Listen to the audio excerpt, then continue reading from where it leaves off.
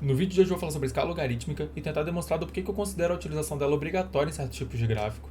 E para isso eu trouxe dois exemplos clássicos, que é o gráfico do S&P e gráfico do Bitcoin, que os dois têm a mesma característica, que é um movimento exponencial, mas que são justificados por razões diferentes.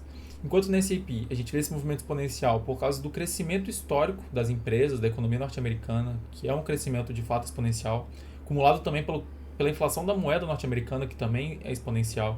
E esses fatores acumulados se tornam esse gráfico em que os valores do passado são completamente insignificantes perto dos valores do presente. E se torna muito difícil fazer uma análise do passado meramente para esse gráfico, fazer uma análise de uma tendência olhando para esse gráfico. Porque nesse gráfico que tem 150 anos de história, praticamente 100 anos é uma linha reta em que movimentos extremamente relevantes, como a crise de 29, se tornam algo insignificante, em que não se percebe que foi de fato um movimento relevante e que foi o movimento mais relevante de queda da bolsa. Em paralelo, eu trago para vocês o mesmo gráfico, com a mesma janela temporal, com os mesmos valores, só que na escala logarítmica, e se percebe notoriamente que o movimento de queda mais relevante foi a crise de 29, e percebe-se outros movimentos de alta extremamente relevantes, em que não se tem muita percepção no gráfico escala linear, porque é realmente uma distorção de valores muito grande, que os valores nominais de hoje não são mais comparáveis com os valores do passado. Enquanto na escala logarítmica, que eu chamo ela de uma escala de proporção, o gráfico ele é proporcional em toda a sua duração, em toda a continuidade. Então, sempre que você vê aqui, digamos que isso aqui represente 1 centímetro de queda, 1 centímetro de queda no gráfico, em qualquer lugar do gráfico vai representar o mesmo valor percentual. 1 centímetro de alta também vai representar o mesmo valor percentual. Então, ele é um gráfico que, por transformar a escala num logaritmo, que é exponencial, ele transforma o gráfico que tinha um desenho exponencial em um gráfico linear, porque os valores aqui no canto são exponenciais. Percebe-se a grande distorção que tem aqui também. Mas ele é extremamente importante por fazer essa proporção toda de tendência, em que agora a gente consegue, por exemplo, puxar uma linha e entender qual é esse movimento proporcional que costuma acontecer no S&P.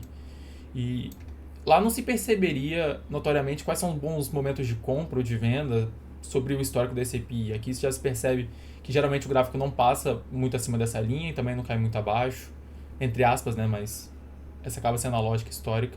Enquanto aqui é realmente um gráfico extremamente... não se tem uma análise clara dele. No máximo você faria zooms em janelas temporais mais curtas para tentar entender os movimentos, mas ele por si só, numa janela muito longa, não tem muita condição de ser analisado. E se acontece um movimento muito semelhante no gráfico do Bitcoin e que ele é justificado por outra razão, que é por um crescimento agressivo da demanda num espaço de tempo muito curto. Que o Bitcoin é de 2008, mas esse gráfico é de 2011. Mas mesmo assim já se percebe que nesse curto histórico se tem uma sequência de valores que são completamente insignificantes perto dos valores do presente, em que teve um movimento de alta muito súbito. E outra curiosidade é que essa alta representa exatamente a mesma coisa do que essa alta daqui até aqui, sabe? E é um movimento completamente distoante e que vai ficar notório na escala logarítmica que elas representam a mesma coisa. Por exemplo, convertendo para cá, se percebe que sempre que na escala logarítmica tiver o mesmo tamanho, assim, se a gente disser que isso aqui tem 10 centímetros e aqui tem 10 centímetros, necessariamente vai representar a mesma coisa.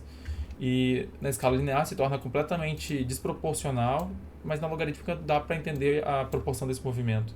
E outra curiosidade do gráfico do Bitcoin, que é como ele tem um crescimento exponencial muito agressivo na janela de tempo muito pequena, o logaritmo dele aqui no canto é mais agressivo do que do próprio S&P. Isso quer dizer que para se manter essa tendência do Bitcoin dentro dessa faixa azul, é muito mais insustentável do que manter o S&P naquela tendência que eu tinha marcado também. Porque lá é uma tendência com um índice de crescimento percentual muito inferior ao crescimento percentual do Bitcoin. Em que, para ele se manter nessa tendência aqui por 100 anos, provavelmente ele seria o ativo mais valioso do mundo ou dominaria até o valor de mercado de toda a economia do mundo, o que seria provavelmente sustentável no longo prazo. Então, até os modelos que precificam a variação do Bitcoin desenham um desenho um pouco mais curvo aqui da exponencialidade dele, para não ser essa reta completa, porque é notório e até óbvio que o Bitcoin não tem condições de sustentar esse crescimento. A não ser que por um tempo seja capaz, ele domine um patamar de moeda, de índice muito relevante num curto espaço de tempo, mas mesmo assim, em certo momento, ele deveria perder essa exponencialidade, porque é uma exponencialidade extremamente agressiva, em que nesse patamar aqui, por exemplo, o Bitcoin já valia 10% do ouro e em coisa de 20 anos ele provavelmente valeria o valor de mercado do ouro inteiro. Então, é realmente uma especulação muito agressiva que se faz dentro dessa linha de tendência do Bitcoin. Não estou dizendo que é impossível. Inclusive, ali atrás tem um livro do Urich, do Bitcoin. Foi o que me trouxe no mercado financeiro previamente. Mas eu prefiro não acreditar na tese tão agressiva. Mas é isso. O vídeo foi sobre uma curiosidade, um ponto que é uma ferramenta que de fato eu gosto muito de utilizar em gráficos que eu preciso entender essa tendência da exponencialidade que ocorreu ao longo do tempo.